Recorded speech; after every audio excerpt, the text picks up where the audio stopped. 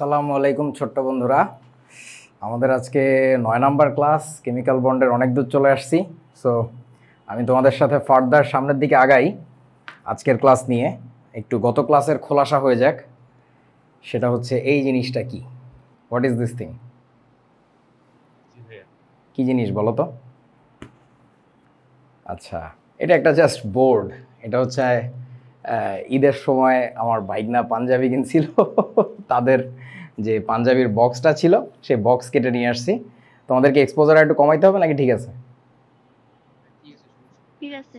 ওকে। So আমি এখানে যেটা করছি, দুইটা পরমাণু আঁকছি। দুইটা পরমাণু নিজেদের দিকে অ্যাপ্রোচ করছে, কাছাকাছি আসছে। সো আসার পরে যেটা হয়েছে, তাদের মধ্যে একটা বন্ধন ঘটছে বলে দেখতে পাচ্ছি। এটা কি বন্ধন হয়েছে বলেন তো প্রথমত? ভাই দেখা যাচ্ছে না। সিগমা বন্ধন। আচ্ছা, এটা হচ্ছে সিগমা বন্ধন হয়েছে। তাহলে আমি একটু লিখতেছি যে এটা হচ্ছে সিগমা বন্ধন। ওকে, লিখলাম আর কি একরকম। সো তাদের মধ্যে এবার পরবর্তীতে যদি কোনো বন্ধন হয়, তাহলে সেই বন্ধনটা কিভাবে হবে? এখান থেকে ইলেকট্রনটা জাম্প করবে এই দিকে, তাই না? এই যে এইভাবে দেখা যাচ্ছে রেড কালার দিয়ে। আচ্ছা, আর শুধু কি এক পাশে হয় নাকি আসলে জিনিসটা একটা তল বরাবর থাকে? কোনটা? তল বরাবর থাকে। ওকে, সো এখন তোমাদের সাথে আমি একটু কাটাকাটি করব এবং আমি একটু দেখাবো রিভার্স অর্ডারে। অর্থাৎ আগে যেটা শেখার কথা সেটা পরে চিন্তা করব, পরের যে জিনিসটা পাই বন্ধনের যে ব্যাপারটা ওইটা আমরা একটু আগে দেখে ফেলি, ঠিক আছে? সো দেখো, এখন আমি কিছু অপ্রয়োজনীয় জিনিসপত্র কেটে ফেলবো এখান থেকে, সো দ্যাট আমরা একটু ভালো করে বুঝি। সো আমি তোমাদের দিকে কাজ করতেছি, তোমরা শিখতে পারো। শুধুমাত্র আলটিমেট রেজাল্ট দেখা জরুরি না, রেজাল্ট কিভাবে আসলো এটা জানাও জরুরি। তাহলে আসলে লার্নিং প্রসেস ঠিকঠাক মতো কমপ্লিট হয়ে যাবে। আমার এখান থেকে প্রশ্ন আছে, দেখতে পাচ্ছ? কিছু জিনিসপত্র একটু ছেড়ে চলে গেছে, এক্সট্রা জিনিস যেগুলো কাজে লাগবে না। জাস্ট অডিওগুলো একটু জায়গা মতো নিয়ে আসো, মানে তাদের চেহারাটা তোমরা বুঝতে পারো।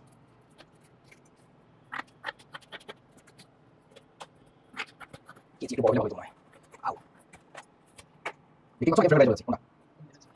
নিজে হাতে এরকম যদি মডেল বানায় দেখো, খুব কাজে লাগবে। গতদিন আমি বলেছিলাম নিজে হাতে এসব মডেল নিয়ে।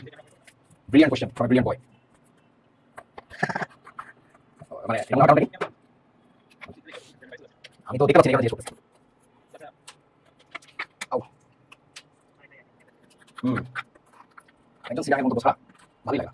ওকে, so pretty little baby ready হয়ে গেছে। দেখতেই পাচ্ছ। আচ্ছা, সো এখন ঘটনাটা কি হচ্ছে দেখো। সো ব্যাপারটা হচ্ছে এই যে উপরের যে জায়গাটা, নিচের যে জিনিসটা, এটা হচ্ছে পাই বন্ধন দেখা যাচ্ছে। এখন মাঝখানের এই বস্তুগুলো না আমি একটু কেটে ফেলবো, তাহলে তোমার কাছে আরো ক্লিয়ার আইডিয়া হবে যে actually how pi bond looks like. ধরাই যাচ্ছে না।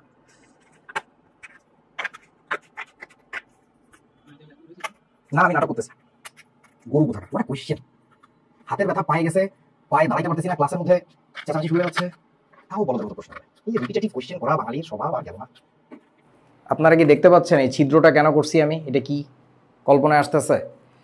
এই নিউক্লিয়াস থেকে এই দিকে যেমন পিএক্স অরবিটালের দুইটা মাথা বের হয়েছে, দুইটা লোব, পিওয়াই অরবিটাল তো উপরে নিচে, তাই না?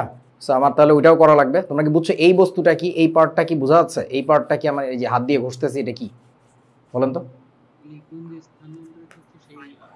ইমন তো ক্লাস করো নাই গত ক্লাসটা, তাহলে তুমি কথা না বললে ভালো হয় না? অন্য কেউ বলো, অন্য যারা ক্লাস করছো তারা কথা বলো, বলো। আরে বাবারে, সম্ভাব্য চলার পথ।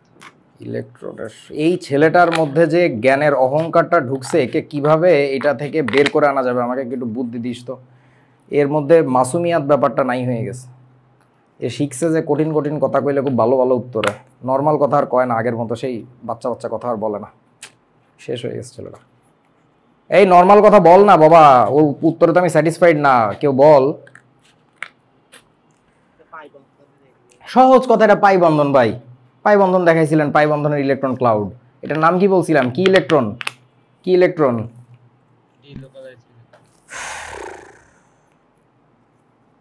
দেখতে পাচ্ছেন এবার? বুঝতে পারতেছেন ঘটনাটা কি হয়েছে?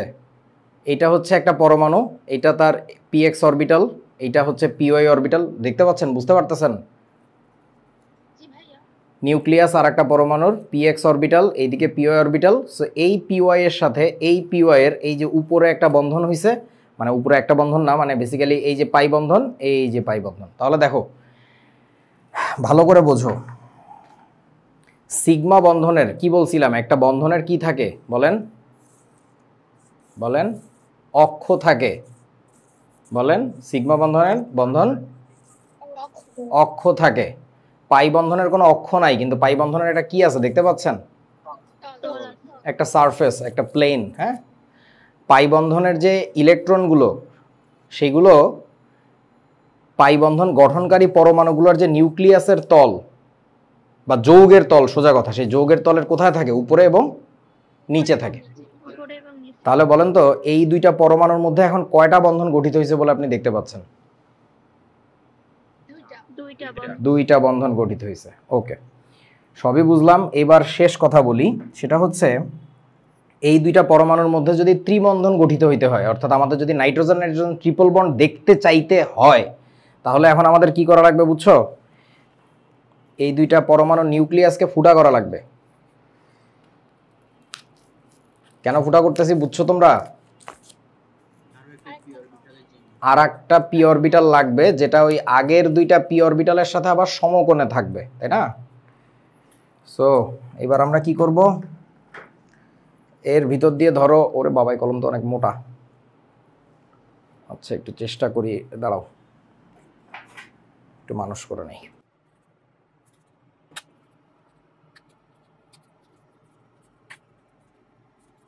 Whatever happening, it is happening right before your eyes. এটা দেখানোর উদ্দেশ্য তুমিও যেন এই মডেল বানানো শেখো। আমি বারবার বলতেছি আমার উদ্দেশ্য তো এ প্লাস না। তোমার উদ্দেশ্য যদি এ প্লাসে পড়ে থাকে আমার করার কিছু নাই। I have showed you everything, now it is your turn to apply those things. Okay, so আমার এই যে ব্লু পেন, এটা যে ঢুকাই দিলাম, এটা হচ্ছে একটা পিজেড অরবিটাল হয়ে গেল, দেখতে পাচ্ছেন? আচ্ছা, এইখান থেকে আর একটা কলম ঢুকাই দিলাম, এটা আর একটা পিজেড অরবিটাল ঢুকে গেল। এই যে একটু দাঁড়াও,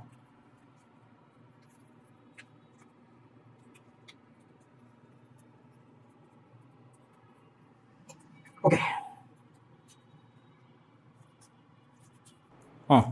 ডান, আই এম রেডি। এই যে দেখেন পারফেক্টলি পুরো জিনিসটা দেখতে এইরকম।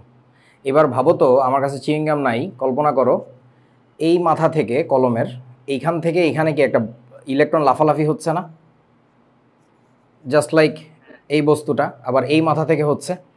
তাহলে দেখেন তো এই যে তলটা হয়েছিল এটা একটা পাই বন্ধনের তল, আর এইটা হচ্ছে আর একটা পাই বন্ধনের তল। তাহলে এই পাই বন্ধনের তল দুইটা পরস্পর আবার কত ডিগ্রি কোণে আছে বলেন তো?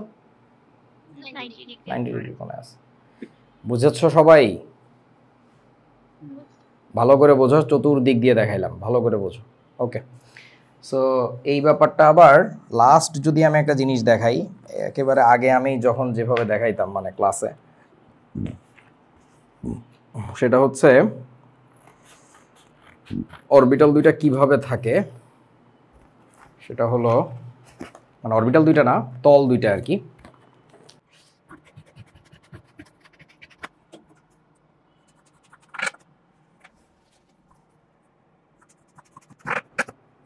এই যে দেখেন, যেহেতু তারা দুইজন পরস্পর সমকোণে,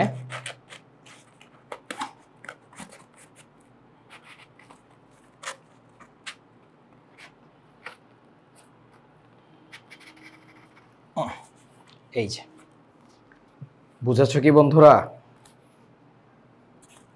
আমি জানি না বুঝতে পারতেছো কিনা, দেখো ভালো করে দেখো, দু চোখ ভরে দেখো, পরস্পর এরকম সমকোণে থাকবে। বুঝছেন কি?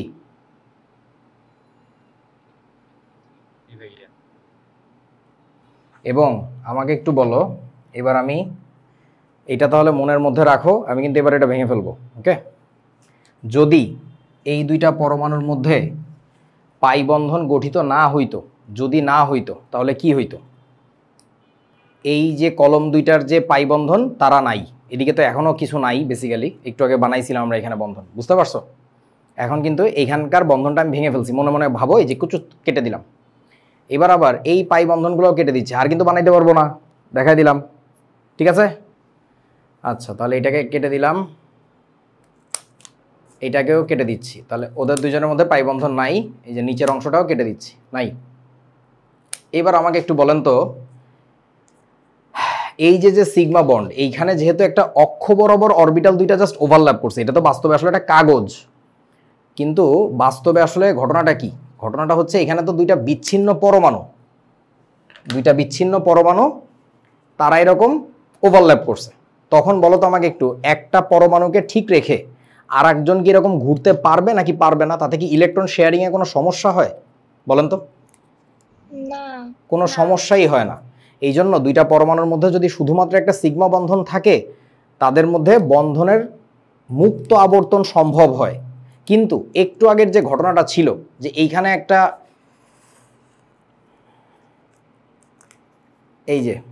এইখানে একটা কাগজ মারা ছিল, মানে ইলেকট্রন লাফাচ্ছিল, এইখানে আবার ইলেকট্রন লাফাচ্ছিল নিচে দিয়ে, তাই না? সেই অবস্থায় এই দুইটা কি ঘুরতে পারবে? এরকম যদি ঘুরে যায়, তখন বুঝতে পারতেছো তোমরা ইলেকট্রনের শেয়ারিংগুলো আর পসিবল হচ্ছে না। তোমরা কি বুঝছো আমার কথা?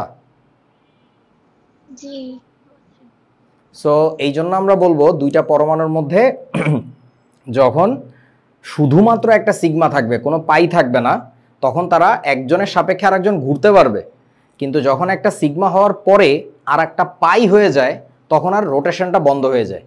বুঝছেন কি? বুঝতে পারছি। ওকে, ঠিক আছে, ধন্যবাদ। সো এইটা ছিল সিগমা পাই নিয়ে অনেক কথাবার্তা। এগুলো তোমাদেরকে আগে দেখাই নিলাম কেন, জুম আউট। সো এগুলো তোমাদেরকে আগে, হ্যাঁ বলো।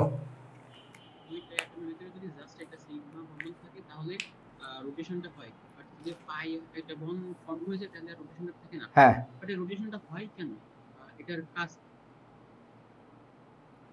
ইট ইজ জাস্ট এ পসিবিলিটি যে রোটেশন সম্ভব কি সম্ভব না আদৌ। কেন যে হয় সে তো পরের কথা। মানে ব্যাপারটা হচ্ছে এইরকম যে, এই যে একটা লাইট স্ট্যান্ড, এখানে একটা লাইট আছে। সো এই লাইটের এই গোড়াটায় এইখানে না একটা নাট বোল্ট দিয়ে লাগানো, যার ফলে আমি চাইলে ঘুরাইতে পারি নাকি পারি না? পারি। সো আমরা সম্ভাবনা নিয়ে কথা বলতেছি যে ঘুরানো কি আদৌ সম্ভব কি সম্ভব না। আচ্ছা বলো তো, এই স্ট্যান্ডটা আমি লম্বা করতে পারি।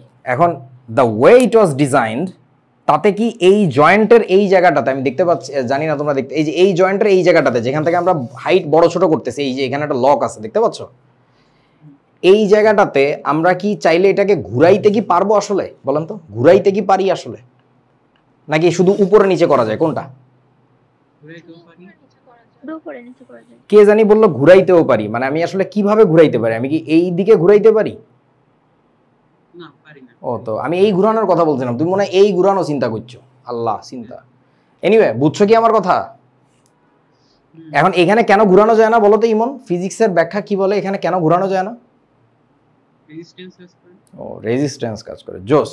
এনিওয়ে, সো রেজিস্ট্যান্স কাজ করে। তো ব্যাপারটা হচ্ছে যে কেন ঘুরানো যায় না, তার উত্তর হচ্ছে the way it was designed, it was not designed for rotation. এখানে ডিগ্রিজ অফ ফ্রিডম দেওয়া হয় নাই। হ্যাঁ, এখন ঘটনা হচ্ছে যে মানে ফ্রিডম দেওয়া হয় নাই, আর এইখানে ওই রোটেশনাল ডিগ্রিজ অফ ফ্রিডমটা অ্যালাউ করা হয়েছে। যে ডিজাইনার ডিজাইন করছে সে এটা জানে। তো একইভাবে বিভিন্ন উন্নত ডিজাইনার আছে, খোদা তাআলা, আল্লাহ তাআলা, ভগবান, যেই বলো না কেন, সে ওইভাবে ডিজাইন করছে এটা চাইলে ঘুরতে পারবে। এখন তুমি যদি আমাকে বলো যে এটা ঘোরে কেন, কেউ একজন এটা ঘুরাইতেছে তাই ঘোরে, তুমি কি উত্তরটা বুঝছো? খুশি হও নাই মনে হয়, বোঝো নাই ব্যাপারটা। মানে অণুটা কেন ঘুরবে, অণুর ভিতরে একটাকে ফিক্স রেখে আর একটা যে কেন ঘুরবে, তার উত্তর আমার জানা নাই। সেটা তো বাস্তবতার উপরে নির্ভর করে যে বাস্তবে কেউ একটাকে ফিক্স রেখে আর একটা ধাক্কা দিলে ঘুরবে কি ঘুরবে না। আমরা জাস্ট বলতেছি ঘোরা মানে আদৌ বাই ডিজাইন ওটা ঘুরতে পারে কিনা। এই কেচিতে একটা আর্ম ফিক্স রেখে আর একটা আর্ম কি ঘুরতে পারে নাকি পারে না? ইমন পারে। কেন পারে? Because it was designed that way. এখন কেন ঘুরতেছে জানি না, কেউ একজন গুতাইতেছে তাই ঘুরতেছে। বুঝছো কি উত্তরটা? ওকে, সো গত দিনের জিনিসপত্র আবার একটু দেখা হইলো আমাদের। এখন আমরা আজকের ক্লাসের মধ্যে ঢুকবো। আজকে কি দেখতে হবে? আজকে দেখতে হবে আমাদের শঙ্করায়ন মতবাদ। গতদিন যে আলোচনা হয়েছিল মনে আছে আপনাদের, যে ভিবিটি যথেষ্ট না আমাদেরকে যৌগের গঠন বোঝার জন্য বা বিভিন্ন বন্ধন বোঝার জন্য। Basically VBT was not enough. তাহলে এখন কি করব, সংকরায়ন মতবাদের মধ্যে ঢুকবো, সংকরায়ন মতবাদ দিয়ে বিভিন্ন রকমের অণুর গঠন আমরা ব্যাখ্যা করার চেষ্টা করব। চলেন বিসমিল্লাহ। সো এই ভদ্রলোক নাম কি দেখেন, লিনাস কার্ল পলিং, সংক্ষেপে আমরা তাকে লিনাস পলিং বলি বা পলিং বলি, বেসিক্যালি পলিং স্কেল আমাদের বইতে লেখা থাকে, সেই পলিং। সো ওনার নামের পাশে যে এফআরএস কেন লেখা, এগুলো নিয়ে একটু পড়বা, এবং তারপরে আরও কতগুলো জিনিস লিখে নিয়ে আসছি তোমাদের জন্য বোঝানোর জন্য যে বিজ্ঞানীরা আসলে অনেকেই আছেন যারা শুধু বিজ্ঞান নিয়েই কাজ করেন না, তারা আরও কত ভার্সেটাইল মানুষ হন আর কি। তার মধ্যে এই ভদ্রলোক দেখো, he was an American chemist, biochemist, chemical engineer, peace activist, যেটা নিয়ে মনে হয় আমরা একেবারে অচেতন যে পিস অ্যাক্টিভিস্ট মানে কি, শান্তি প্রতিষ্ঠায় কাজ করছে। তো এই শান্তি প্রতিষ্ঠায় যে কথাবার্তা বলা, রাজনীতি অর্থনীতি নিয়ে কথা বলা, এগুলো মনে হয় আমাদের বললেই মানুষটা খারাপ। আচ্ছা, অথর, অনেকগুলো বই টই লেখছেন আর কি, অ্যান্ড এডুকেটর, মানে he was a teacher basically, Bangladeshi teacher না, American teacher. So he published more than 1200 papers and books, of which about 850 dealt with scientific topics. 1200টা পেপার পাবলিশ করছে, তার মধ্যে পেপার মানে বুঝছো তো গবেষণাপত্র আর কি, তার মধ্যে 850টা ছিল বিজ্ঞান বিষয়ে।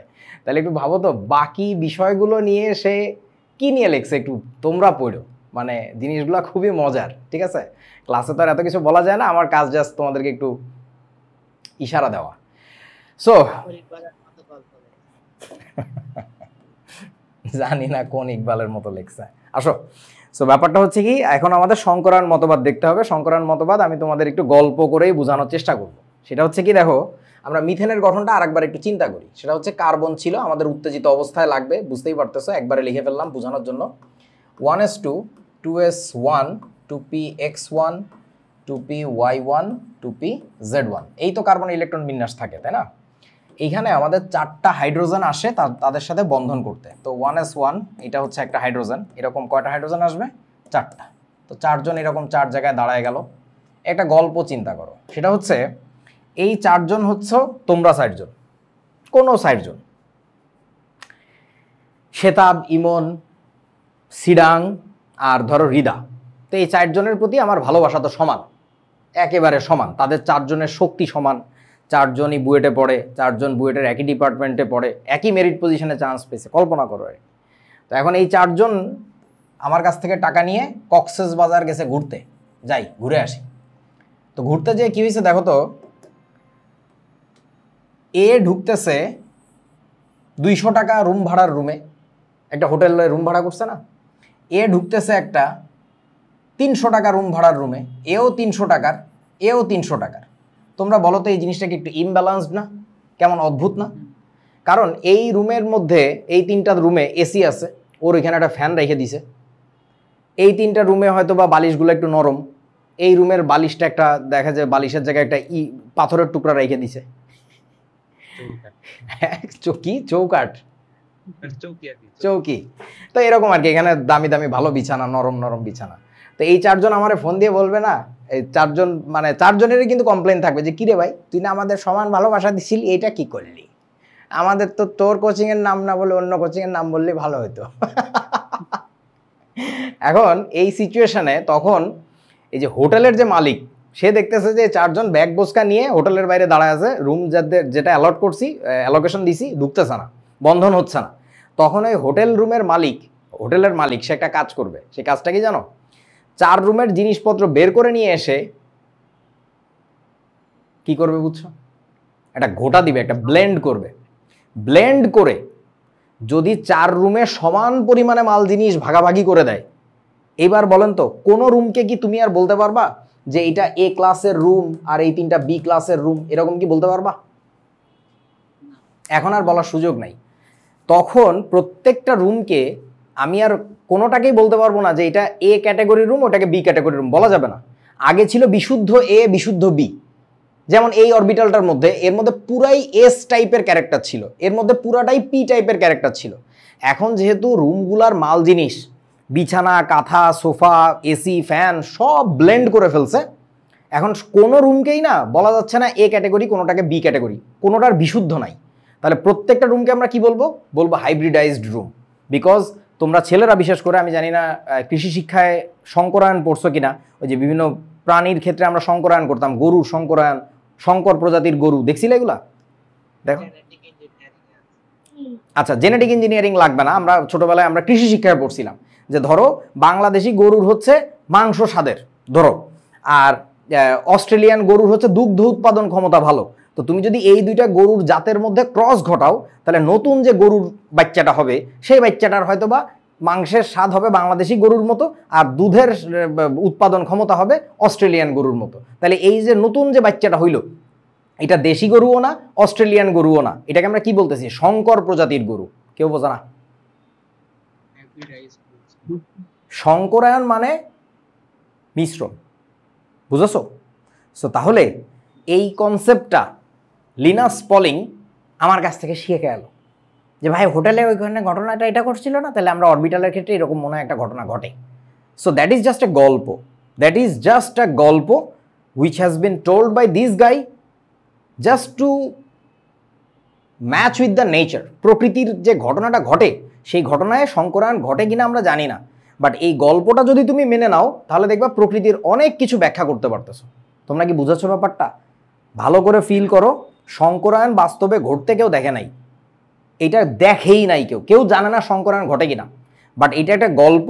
এইভাবে যদি ভাবা যায়, যদি আমরা ভেবে থাকি তাহলে দেখতে পারবো প্রকৃতির অনেক অণুর গঠন ব্যাখ্যা করতে পারতেছে, কেন এখানে বন্ড অ্যাঙ্গেলটা এরকম, কেন এখানে বন্ড স্ট্রেংথটা এরকম। ঠিক আছে, সো ব্যাপারটা এই আর কি। তাহলে দেখো শঙ্করায়নের ক্ষেত্রে কি হবে কথাটা মনে রাখবা, বন্ধন গঠনের জাস্ট আগ মুহূর্তে ঘটনাটা ঘটবে। এই যে এরা চারজন রেডি ছিল বন্ধন গঠনের জন্য, বন্ধন করার আগেই এরা বন্ডিং করার আগেই কি হবে, এই যে কেন্দ্রীয় পরমাণুটা ছিল এটা কেন্দ্রীয় পরমাণু ছিল, এই কেন্দ্রীয় পরমাণুর লাস্টের শেলের যে অরবিটালগুলো ছিল সার্থক অরবিটাল যদি হয়ে থাকে, সার্থক অরবিটাল মানে কি, যেসব অরবিটালে ইলেকট্রন থাকে তাদেরকে আমরা বলবো সার্থক অরবিটাল, যে অরবিটালে ইলেকট্রন থাকবে না তাদেরকে আমরা বলবো সার্থক না। ইংরেজিতে বলে সিগনিফিক্যান্ট অরবিটাল, নন সিগনিফিক্যান্ট অরবিটাল। সো এর যেহেতু লাস্টের শেলের যে অরবিটালগুলো ছিল সবগুলোতে ইলেকট্রন ছিল, এই সবগুলো অরবিটাল নিজেদের মধ্যে কি হবে বলো তো, মিক্স আপ হবে। এদের মিশ্রণের ফলে কোনো অরবিটাল আর আলাদা করে px অরবিটাল বলে কিছু থাকবে না, py বলে কিছু থাকবে না, pz বলে কিছু থাকবে না, s অরবিটাল বলে কিছু থাকবে না। All of them will become an average of previous those things. Mix আপের পরে নতুন যে অরবিটাল হবে এদের সাথে মূলত এই আগত পরমাণুগুলোর বন্ধন হবে। দ্যাটস হোয়াট ই কল শঙ্করায়ন মতবাদ। তোমরা বোঝো নাই? বুঝতে পারছি ভাইয়া। দ্যাটস ইট, এইটাই শঙ্করায়ন মতবাদ। সো তাহলে এবার কি হচ্ছে দেখেন, এবার যেটা হবে এদেরকে বলবো বাবা তোরা 4 জন পরে আয়, আমরা একটা কাজ করি। কি কাজ করব দেখো, এই বস্তুটাকে রেখে দিলাম আগের মতো, ওইখানে কি হবে, ওইখানে আর 2s অরবিটাল বলে কিছু নাই, 2px 2py 2pz কিছু নাই, তাহলে একটা s এর সাথে কয়টা p মিশাইছো, 3টা p মিশাইছো।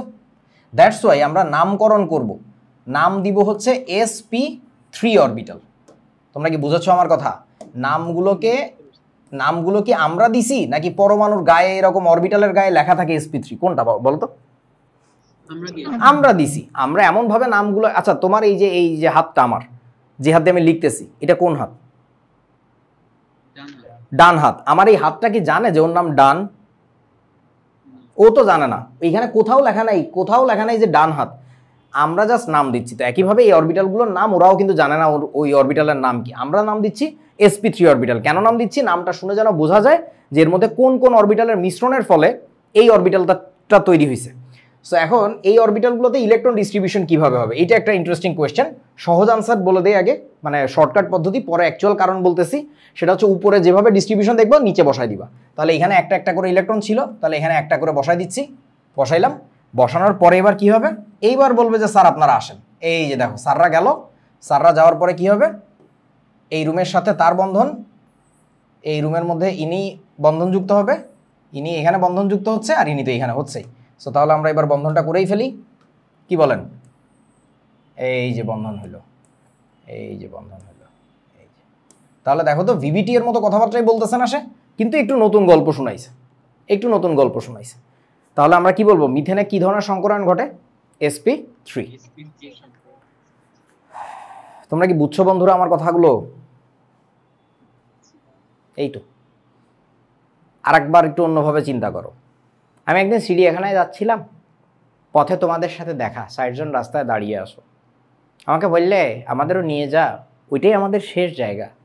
আমাদের পূর্বপুরুষও ওখানেই ছিল, বান্দরের খাঁচায়। এখন বেরিয়ে এসেছি, কিছুদিন ঘাস খেয়েছি, পরে আবার ওখানেই ফিরে যেতে হবে। নিয়ে যা। তো আমি 4 জনকে নিলাম। শ্বেতাবার ইমন আমার 2 কোলে উঠলো, হাতে ধরছি, আর হৃদার কে জানি সিডান আমার 2 পা ধরছে। তাদেরকে 4 জনকে নিয়ে আমি এভাবে এভাবে হেঁটে হেঁটে যাচ্ছি। তো নিচের যে পা ধরছে 2 জন, তারা সলা পরামর্শ করতেছে আমাদেরকে ভালোবাসে না, এই কারণেই দেখ আমাদেরকে পায়ে নিয়েছে। বোঝো নাই বন্ধু? বুঝতে পারছি। তখন আমার কি করতে হবে? 4 জনকে ঝাড়ি মেরে ফেলে দিয়ে আমার এই হাত কেটে ফেলতে হবে, পা কেটে ফেলতে হবে। হাত আর পাগুলোকে ব্লেন্ডার মেশিনে ব্লেন্ড করতে হবে। ব্লেন্ড করে ওই যে হাড্ডি মাংসের যে মণ্ড তৈরি হয়েছে, সেই মণ্ড দিয়ে নতুন অঙ্গ বানাইতে হবে। সেই নতুন অঙ্গগুলো পরস্পর সমান শক্তির হবে, কোয়ালিটির দিক দিয়ে সমান হবে। কারণ কি? ব্লেন্ড করে নিয়ে আসছো তো। তাহলে নতুন বানানো যে অঙ্গগুলো, সেই অঙ্গগুলোর কোনোটাকেই তুমি দাবি করতে পারবা না যে এটা হাত অথবা এটা পা। সেই অঙ্গগুলোকে কি নামে ডাকা লাগবে বলেন? হাহা পাপা। হাহা পাপা। হাহা পাপা। হাহা পাপা নামেই ডাকা লাগবে। তার কারণটা হচ্ছে ওইখানে 2টা হাত, এই জন্য হা হা, আর 2টা পায়ের মিশ্রণ হয়েছে। তোমরা বোঝো নাই আমার কথা? এবং আসতেছি যে নতুন যে অঙ্গটা আপনি বানালেন, সেই অঙ্গের আকৃতি কেমন হবে সেগুলো পরের আলাপ, আসবো ধীরে ধীরে আসবো। বাট একটা কথা মনে রাখো, আমার এই পা 2টা শরীরের সেন্টার থেকে একদিকে ছিল, হাত 2টা আর এক দিকে ছিল, তাই না? কারণ তাদের শক্তিগুলো আলাদা ছিল। পায়ের শক্তি বেশি বলে আল্লাহ নিচের দিকে দিছে, যে বেশি শক্তির জিনিস নিচে না থাকলে উপরে থাকলে বিপদ। কল্পনা কর আল্লাহ যদি মানুষের ডিজাইন এমনি করতো, পা 2টা উপরের দিকে, তাহলে কি হতো জানিস? পায়ের নিয়ন্ত্রণ করতে অনেক কষ্ট হইতো। ভারী জিনিস না? তোমরা বোঝো নাই আমার কথা? হ্যাঁ, এখন ঘটনা হচ্ছে তাইলে এবার কি হবে? যেহেতু নতুন 4টা অঙ্গ, সব কিছু সমান, তাদের শক্তি সমান, তাদের আকার আকৃতি সবই মোটামুটি সমান, তাহলে যেটা হবে, আমার যে বডির সেন্টার, ধরো বডির এই যে পার্টটা, যেটাকে বায়োলজিতে মনে হয় সিলোম বলে নাকি, দেহগহ্বর, এই যে বডির পার্টটা, এই পার্ট থেকে না 4টা অঙ্গ নতুন এমনভাবে অ্যাঙ্গেলে ডিরেক্টেড হবে, ওরিয়েন্টেশন থাকবে, যেটাও না পুরা ত্রিমাত্রিক বিন্যাসটা খুবই সুন্দর হয়।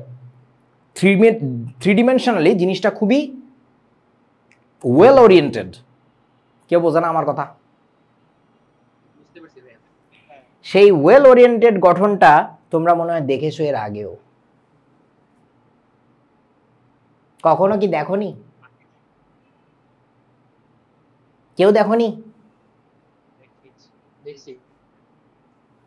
মাথা চুলকাচ্ছে কেন জানি? That's what E call SP3। Centre থেকে যে কোনো দিকে তুমি রাখো, একই রকমেরই ভাবে সে দাঁড়ায় পড়ে। That's what E call SP3 hybridised shape. ঠিক আছে, মলিকুলার শেপ। সো এখন ঘটনা হচ্ছে, মূল কথাবার্তা আমার বলা হয়ে গেছে, এবার আরও কিছু গভীর আলোচনায় যাব। তার আগে বলি, শঙ্করায়ণ মতবাদটাকে আমি সুন্দর করে গুছায় এইভাবে বলি। সো কথাগুলো একটু পড়ো। কোনো পরমাণুর যোজ্যতা স্তরের কথাগুলো খুব ভালো করে বোঝো। হাইব্রিডাইজেশন তাহলে ঘটে কোথায় বলেন? যোজ্যতা স্তরে, অর্থাৎ লাস্ট শেলে ঘটে। যোজ্যতা স্তরের একাধিক ভিন্ন শক্তির অরবিটাল মিশ্রিত হবে, ভিন্ন শক্তির অরবিটাল মিশ্রিত হবে। তার মানে হচ্ছে কারোর যদি এমন হয় লাস্টের দিকে তুমি বললা 3টা পি কে মিক্স আপ করো, এটা পসিবল না, এটা পসিবল না, বিকজ পি 3টারই কি শক্তি সমান না? বোঝে না? তাহলে এদের মিক্স আপ করার কোনো মানে নাই। আচ্ছা, ভিন্ন শক্তির অরবিটাল মিশ্রিত হয়ে সমশক্তির সমান সংখ্যক নতুন অরবিটাল উৎপন্ন করার প্রক্রিয়াকে সংকরণ বা হাইব্রিডাইজেশন বলে। তাহলে দেখো, কৃষি শিক্ষা স্যারের কাছে সংকরণ মানে পশু পাখির সংকরণ, গরু ছাগলের সংকরণ। রসায়ন স্যারের কাছে সংকরণ মানে অরবিটালের সংকরায়ন। সো সংকরায়ন শব্দটা অনেক জায়গায় অনেক কাজে ইউজ হবে আর কি। আচ্ছা, তাহলে কি বলতেছে? এই কথাটুকু আমার সমযোজী বন্ধন গঠনের পূর্বে কেন্দ্রীয় পরমাণুর, এই যে কেন্দ্রীয় পরমাণুর কথাটা বললাম, এটা হচ্ছে তোমাদের বই অনুযায়ী। আমার কথা কি বুঝছো? তোমাদের বই অনুযায়ী শুধুমাত্র কেন্দ্রীয় পরমাণুরই সংকরায়ন হয়, বাট বাস্তবতা হচ্ছে পৃথিবীর সব পরমাণুরই সংকরায়ন হয়। যারাই সমযোজী বন্ধন করতে যাবে তাদেরই সংকরায়ন হবে, সে কেন্দ্রীয় হোক, মানে সে সিএ হোক আর পিএ হোক। পেরিফেরাল অ্যাটমের কথা মনে আছে নিশ্চয়ই। আচ্ছা, তো কেন্দ্রীয় পরমাণুর বহিস্থ স্তরের সার্থক অরবিটালগুলো সংমিশ্রিত হয়ে সমশক্তির সমান সংখ্যক নতুন সংকর বা হাইব্রিড অরবিটাল গঠন করে। কথাটা কি বুঝছেন আপনারা? বুঝতে পারছি। আচ্ছা, পরবর্তীতে এসব সংকর অরবিটালগুলোই বন্ধনে অংশগ্রহণ করে। এই কথাটুকু আমার লেখা আর কি, মানে আমি যদি বই লিখতাম তাহলে এটাই লিখতাম আর কি। এই আচ্ছা, আর এই ক্ষেত্রে একটা কথা একটু মাথায় রাখতে হবে, পাই বন্ধন গঠনের জন্য প্রয়োজনীয় অরবিটালগুলো অসংকরায়িত অবস্থায় থেকে যায়। কেন বলতেছি এই কথাটা? গতদিন আমরা শিখছিলাম, মনে আছে কি না, পাই বন্ধন গঠনের জন্য, বলেন তো কি যেন বলছিলাম?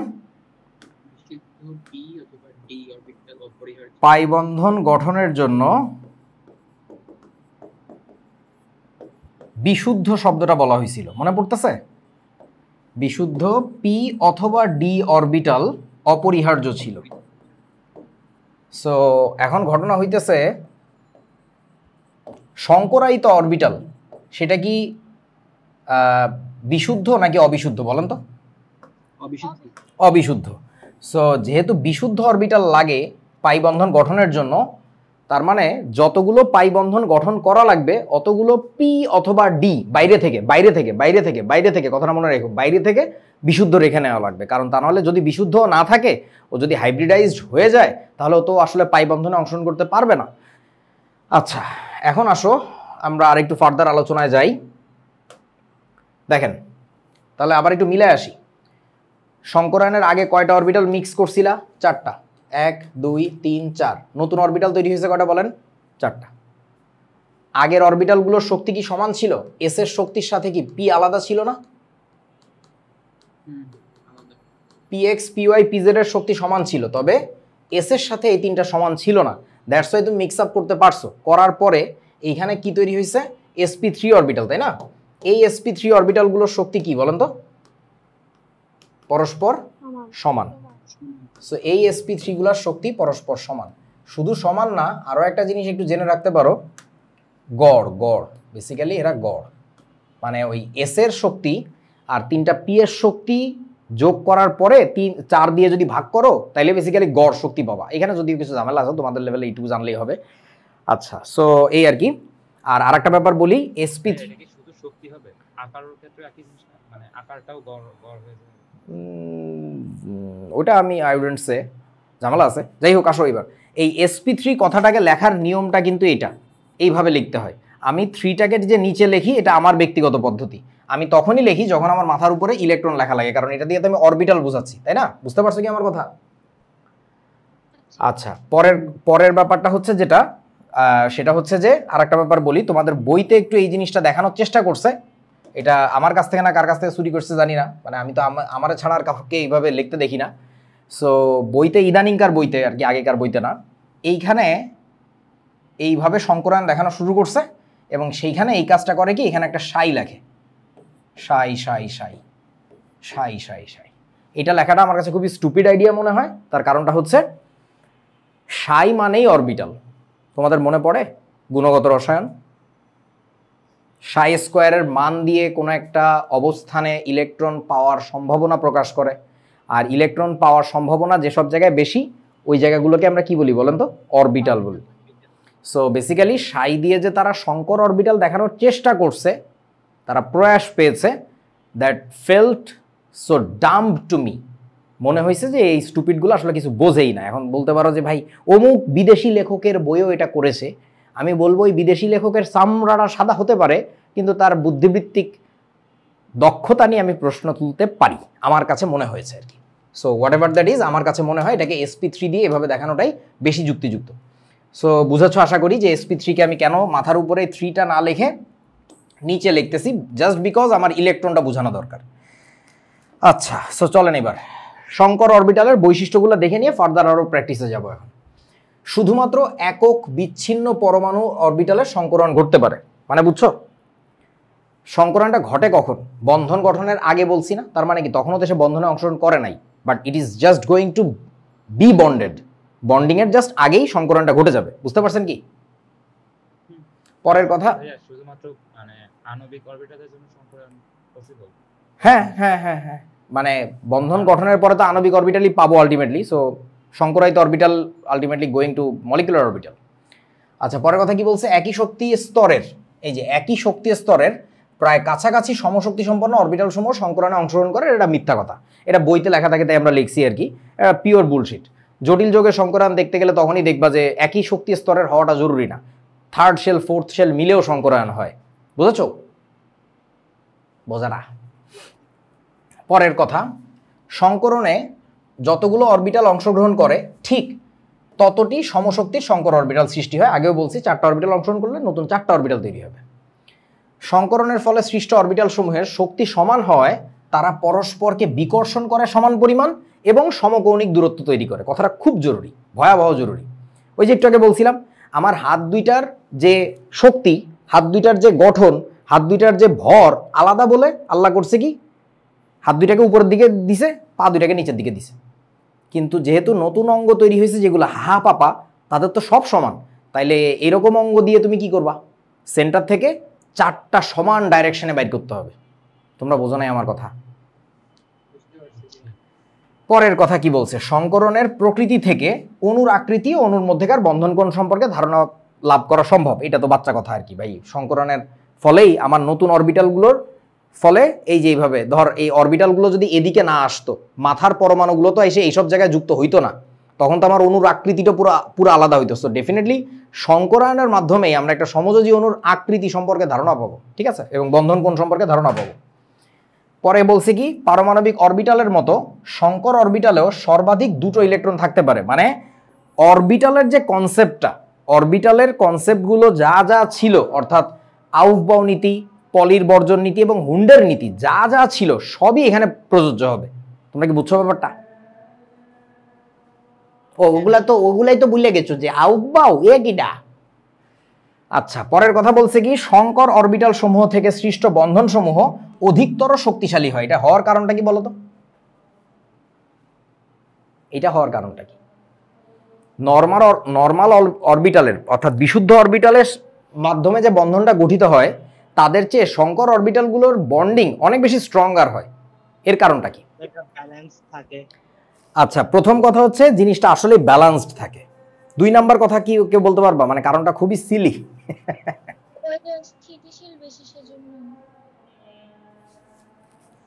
বাংলা শব্দের মতো উত্তর হয়ে গেল। দূর গরু। আচ্ছা, তুই আমাকে বল, সমযোজী বন্ধন হইলে কয় প্রকার হয়? 2 প্রকার হইতে পারে না? সিগমা টাইপের নাইলে কি পাই টাইপের? সিগমা টাইপ হইতে গেলেই সেটা যে সংকরায়িত অরবিটাল ছাড়া হবে না। এখনো কি আপনারা বুঝতেছেন না? মানে গত ক্লাসে যা যা দেখছিলাম বা তার আগের ক্লাসে যা যা দেখছিলাম সবই যে ভুল, এখনো কি বুঝতেছো না? বিশুদ্ধ অরবিটাল কখনোই বন্ধনে অংশগ্রহণ করে না। বিশুদ্ধ অরবিটাল সিগমা করে তো নাই, পাই করে শুধুমাত্র। এখনো বুঝতেছ না রে? ভিবিটি দিয়ে যতগুলো মডেল করছিলা, এর একটাও তো বাস্তবে না ঘটে না। তো ও তো তুমি জাস্ট কাগজে লিখছিলা, বাস্তবে তো এরকম কিছুই ঘটে না। সো বেসিক্যালি হয়েছে কি, সমযোজী বন্ধন হইতে পারে 2 প্রকার, হয় সিগমা নাইলে পাই। পাই করতে গেলে বিশুদ্ধ অরবিটাল লাগবে। পাই বন্ধন তো এমনি দুর্বল। সিগমা তো এমনি স্ট্রং, আর সিগমা করেই হচ্ছে সংকর অরবিটাল। তাহলে সংকর অরবিটালের যে গঠন, মানে বন্ধন গঠন, এতে এমনি শক্তিশালী হবে। এটা তো সেই কথা। আচ্ছা, আর কি? আর কিছু লেখে নাই? হায় হায়, এরা কি এরকম কেন? নাকি লেখে নাই? আচ্ছা, বইতে একটু দেখি, আরো 2-1টা লিখছে মনে হয়। মানে মূল কথা হয়ে গেছে আর কি। আরো কিছু আসলে আমি বলে দিব। ওকে, সো কে জানি মাঝখানে একটা প্রশ্ন করছিল, তিহা মনে হয় নাকি, কে জানি কি একটা প্রশ্ন বললাম, পরে বলবো। আকৃতিগুলো সবসময় ধরো সংকরায়ন হইছে একটা এস আর 3টা পি অরবিটাল মিলে, তাহলে কয়টা অরবিটাল তৈরি হবে? 4টা। sp3। 4টা অরবিটাল তুমি এবার চিন্তা করবা একটা সেন্টার থেকে এমনভাবে সাজানোর যেন খুবই সুষম আকৃতি হয়। যদি তোমার 3টা অরবিটাল তৈরি হতো, তাহলে তুমি আবার চিন্তা করবা পুরো স্পেস ফিল আপ করবে এই 3টা অরবিটাল দিয়ে, তাহলে কেমনে থাকলে সুন্দর হয়। সো আকৃতিটা ওইভাবে ডিফাইন্ড হয়, প্রকৃতি অটোমেটিক্যালি এইভাবেই করে। মানে এটা পুরো প্রাকৃতিক একটা ঘটনা, ঠিক আছে? সো যদিও সংকরায়ন নিয়ে আমরা গল্প বলতেছি, but trust me, that occurs naturally. What ever happens, that naturally happens. So চলেন এবার বিসমিল্লাহ করি। মিথেনের গঠন আলোচনা using TOH, theory of hybridization. তো দেখাই ফেলছি, তো আবার দেখাইতে হবে আমার? না ভাই, হয়ে গেছে। আচ্ছা হয়ে গেছে, তাহলে আমরা সামনের দিকে আগাই। আজকের ক্লাস বেশি বড় হবে না, এখন তোমাদের ধুমাধুম প্র্যাকটিস করাবো। তবে এখানে আমার কিছু কথা বলা বাকি আছে, সেগুলোর জন্য আমি একটু এটাকে কপি করে নিয়ে যাই। দাঁড়াও, আর ওইটা ব্ল্যাঙ্ক রাখার দরকার নেই, ব্ল্যাঙ্ক রাখলে তোমরা আবার বলবা দেখছিস আমাদের এটা দেখায় নাই, দেখছিস ও মনে হয় এটা পারে না, দেখছিস। আচ্ছা আমাকে একটু বলো প্রথম থেকে কি হয়েছিল এখানে। প্রথম থেকে এখানে যেটা হয়েছিল, এই চারটা তো ছিল না প্রথমে, কি ব্যাপার, তুরো সরি দাঁড়াও, সরাই রাখি। ওকে, সো আমাকে একটু বলো প্রথমে এই চারজন এসে বন্ধন করতে যাচ্ছিল, তাই না? হ্যাঁ এই চারজন এসে বন্ধন করতে চাচ্ছিল, তখনও কি সংকরায়ন হয়েছিল? আনসার হচ্ছে সংকরায়নটা তখনও হয় নাই। তাদের এখানে কি ছিল, এই 2s 2p অমুক তমুক ছিল আর কি, তাই না? সো তারপরে সিদ্ধান্ত নিলাম কি, এদেরকে আমার কি করতে হবে বলেন তো, মিক্স আপ করতে হবে, বুঝেছো? তখন মিক্স আপ করার পরে কি অরবিটাল তৈরি হবে এটাও বুঝলাম, যে আমাদের এখানে sp3 অরবিটাল হবে, নাম দিলাম। পরের কথা হচ্ছে আমাকে একটু বলো এবার ইলেকট্রন ডিস্ট্রিবিউশনটা নিয়ে চিন্তা করো তো, ইলেকট্রন ডিস্ট্রিবিউটেড হবে কিভাবে ভাবো। একটু আগে তো বললাম বৃষ্টির মতো ফালাই দিবা, উপরে যা থাকবে ধরে বসাই দিবা, সেটা আবার ইমন কথা বলবা না। বাকিরা একটু আমাকে বলো এখানে আসলে ইলেকট্রন কিভাবে বসাবো বলেন। হুন্ডের বহুত্ব নীতি। আচ্ছা তিহাকে আগেই দেখে ফেলছিলা? না দেখে মনে হচ্ছে এটা অযুগ্ম থাকতে।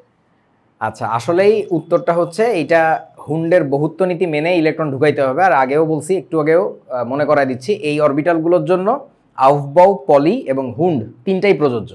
সো আলটিমেটলি একটু ভাবো তোমার কাছে চারটা সমান শক্তির অরবিটাল আছে, আমরা এই কনসেপ্টটা আগেও কাজে লাগাইছি।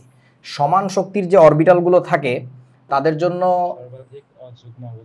সর্বাধিক অযুগ্ম অবস্থায় রেখে ইলেকট্রন ঢুকাইতে হয়। আপনাদের কি মনে আছে এই যে এরকম করছিলা না হ্যাঁ পি অরবিটালের জন্য? তোমার কাছে যদি 3টা ইলেকট্রন থাকে বা 4টা ইলেকট্রন 5টা ইলেকট্রন যে কয়টাই থাকুক, তুমি কি করো একটা একটা করে আগে ঢুকাও, যদি হাতে এক্সট্রা থাকে তখন আবার কি উল্টা স্পিনে ঢুকাও, যেটাকে আমরা হুন্ডের নীতি বলতেছি।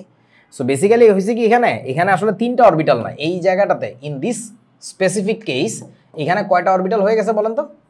4টা অরবিটাল হয়ে গেছে। তোমরা কি বুঝাচ্ছ বন্ধুরা আমার কথা? কেউ বোঝা নাই বন্ধুরা? আচ্ছা যদি বুঝে থাকো এই হচ্ছে কথা। সো এবার চলো তোমাদের সাথে আমি একটু নতুন জিনিস দেখাই।